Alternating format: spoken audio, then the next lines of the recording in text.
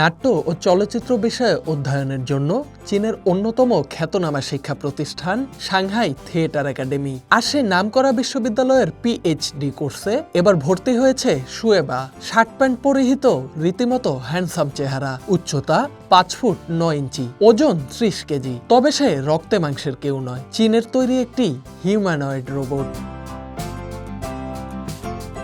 চীনা ভাষায় শুয়েবা মানে এমন এক ছাত্র যার প্রতিটি বিষয়ে রয়েছে অগাধ জ্ঞান এবং সব পরীক্ষায় সে সর্বোচ্চ নম্বর পায়। Shanghai university of science and technology ও ড্রয়েড আপ রোবোটিক্সের যৌথ উদ্যোগে তৈরি করা হয়েছে এই রোবট। আর এই রোবটটি এবার চীনা অপেরা বা গীতিনাট্য নিয়ে উচ্চতর গবেষণার জন্য 4 বছর মেয়াদী পিএইচডি প্রোগ্রামে ভর্তি হয়েছে।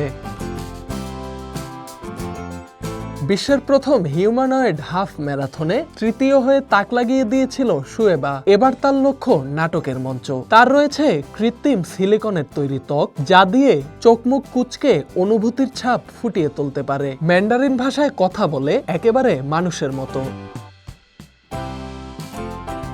নিয়মিত ক্লাসে উপস্থিত থাকার পাশাপাশি সহপাঠীদের সঙ্গে স্ক্রিপ্ট নিয়ে আলোচনা, অপেরা রিহার্সেলে অংশ নেয়া, এমনকি অতিরিক্ত চাপের মুহূর্তে নিজে নিজেই মেডিটেশন সাউন্ড চালানোর কাজও করবে শুয়েবা।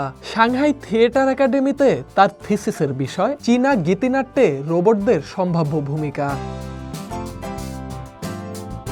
তবে বিতর্ক পিছু ছাড়েনি। অনেকেই প্রশ্ন তুলছেন, অভিনয়ের জন্য যে অনুভব, সরসত্তা আর মানবিক সৃষ্টিশীলতা দরকার, তাকে আদৌ রোবটের মাধ্যমে প্রকাশ করা সম্ভব?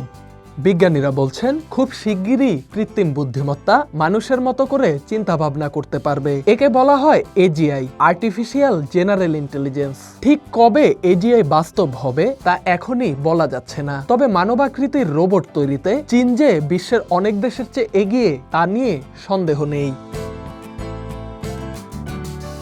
Dhaka express desk report.